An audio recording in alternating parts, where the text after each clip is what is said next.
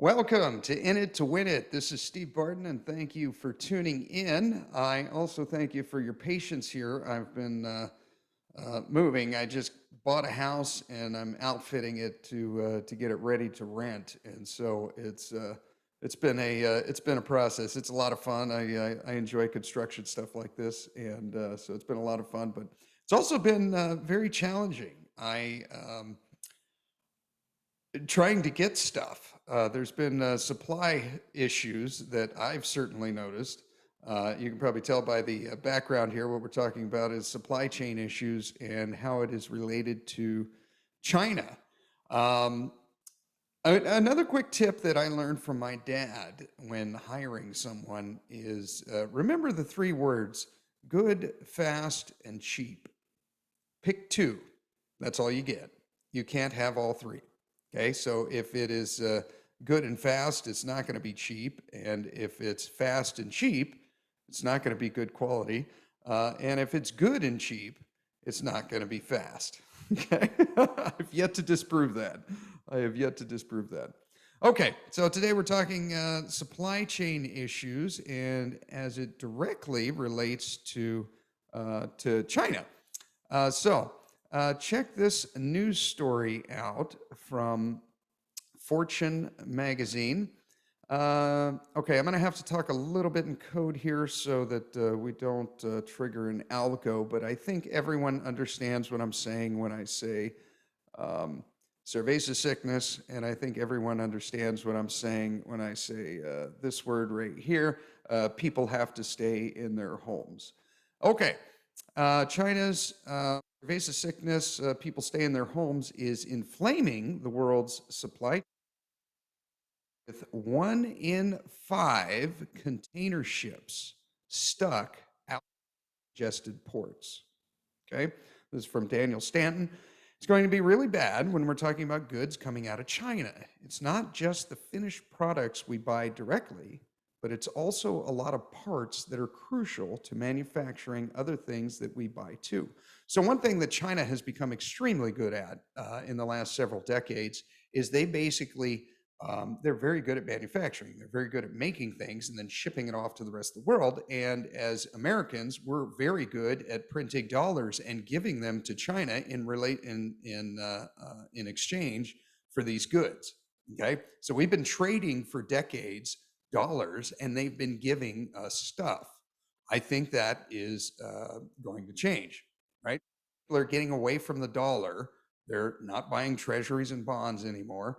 And they're like, we don't want your dollars. Okay. Now take a look at this from Zero Hedge. I'm going to link both of these articles in the description below. So the author here goes by the pseudonym Tyler Durden from Fight Club. Food shortages in 6 months. Remember, we've been talking about this for longer than probably 7 or 8 months. Globalists are telling us what happens next. Okay, so what's pretty interesting here, food shortages in 6 months. A week ago, there was a torrent of press release from global institutions all mentioning the exact same concern: food shortages within the next 3 to 6 months. These statements line up very closely with my own estimates, as I have been warning regularly about impending dangers of inflation leading to food rationing and supply chain disruptions. Here's where it gets kind of interesting. The IMF, the BIS, World Bank, the UN, Rockefeller Foundation, World Economic Forum, Bank of America, and even Biden himself are all predicting major food crisis in the near term. And it is not a coincidence that the policies of these very institutions and the actions of puppet politicians that work with them are causing the crisis that they are now predicting. That is to say, it's easy to predict a disaster when you are the one that created the disaster. All right. The claim is that Russia's invasion of Ukraine is the primary cause, but this is a distraction from the real issue. All right. Now, in 2020 alone, the Fed created over $6 trillion from nothing and airdropped it into the economy through cerveza sickness welfare programs. Here's where it gets interesting. Russia invasion certainly disrupts Ukraine grain production, which makes up around 11% of the total world wheat market. Russia also maintains a 17% share, and together these two nations feed a large swath of third world nations and parts of Europe with 30% of wheat and barley exports, 19% of corn exports, 23% of canola exports, and 78% of sunflower exports. All right, here's another one. Russia also produces around 20% of global ammonia and 20% of global potash. Now, these are key ingredients to fertilizers. Okay, farmers are estimating an overall spike of around 10% in food markets, probably going to be higher. Already seeing price increases of at least 20% from 6 months ago. Expect there to be another 30% in price hikes before this year is over. In other words, we are looking at 50% average increases in 2022. All right. Now, here's where I might have to talk a little bit in code, but you guys can go to the article or you can read it right here on YouTube. China's crackdown on cerveza sickness infections has reached levels so bizarre, you have to ask the question, are there for keeping people in their homes really about the cerveza sickness, or are they hiding something else? The mortality rate of the cerveza sickness in China is impossible to calculate because they've never really released proper data. It's never been confirmed. However, if we look at the rest of the planet and assuming that the Chinese are just as vulnerable or invulnerable to this sickness as everyone else, which I think is a pretty safe assumption, the median mortality rate is 0.27% for the cerveza sickness, meaning that over 99.7% of people in the world, on average, have nothing to fear in terms of dying from the cerveza sickness. But in China, the CCP is acting as if they are dealing with the bubonic plague. Why would they do this? Okay, so keeping people in their homes has resulted in food shortages across the country of China as supply chains have become strained and manufacturing remains shut in many cases. The story many Westerners are not hearing about, though, is the fact that Chinese exports have essentially been frozen. Okay, over 1 in 5 container ships in the entire world, in the whole planet, are now backed up in Chinese ports due to their COVID-19 lockdowns. Over 1 in 5. 20% are just stuck and they're not moving. Now, why would China do this over a sickness that we all know is not dangerous to the vast majority of people, right? Why would they do that?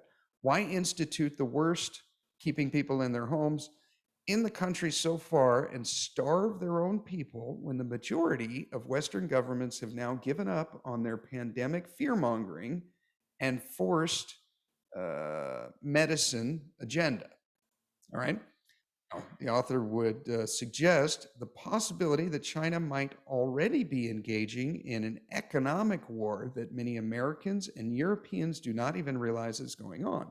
This could be a beta test for a shutdown of exports to the US and Europe, or is it an incremental shutdown that is meant to become permanent? The bottleneck on trade may also be a precursor to a Chinese movement into the tea country that's just south of them. Okay, the tea country is actually more dependent and intertwined with China's economy than many people know. China is the biggest buyer of the tea country's exports that account for about 10% of the tea country's GDP. All right. Taiwan and no, I just did it. Well, hopefully that doesn't trigger it. Has multiple businessmen and women that constantly cross the border, and they're always doing business there. Okay, so what he's saying, if China was planning on invading the tea country in the near future, might consider using the cerveza sickness as a cover for damaging their economy and disrupting their export model. Communists see the population as a utility that can be sacrificed if necessary, and China is perfectly willing to cause short-term suffering to their people if it means long-term gains for the party. Beyond that, if I was going to engage in economic warfare with the West covertly, what better way than to tie up 20% of the world's cargo ships and disrupt supply chains in the name of protecting the country in the form of a cerveza sickness?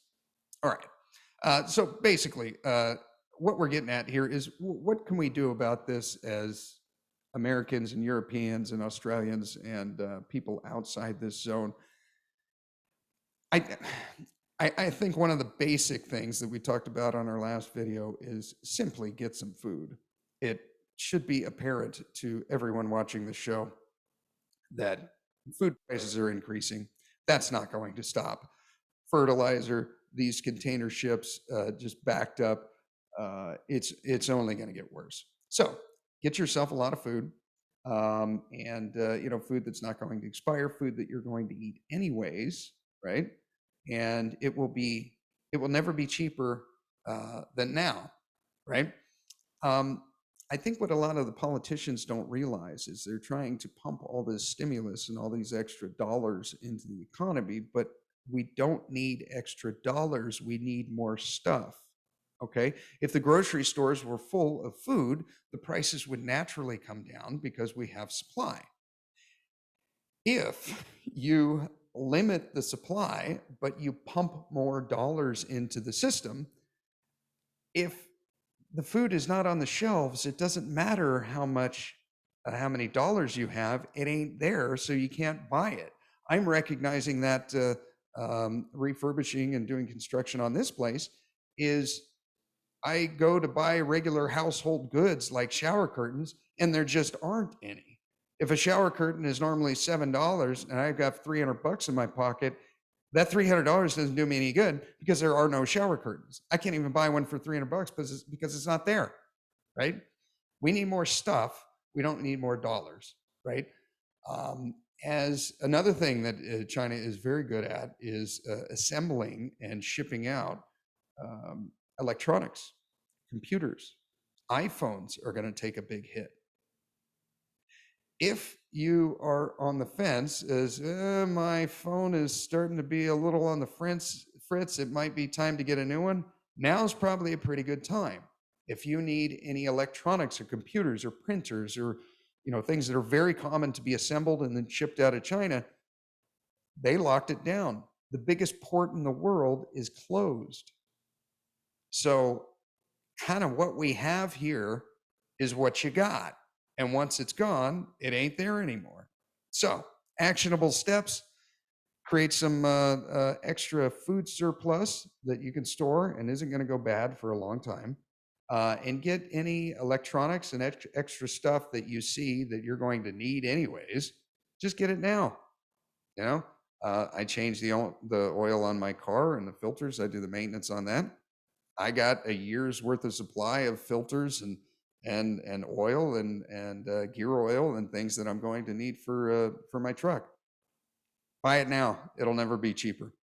Hope you guys got something out of this. Please like and subscribe, and I will talk to you next time.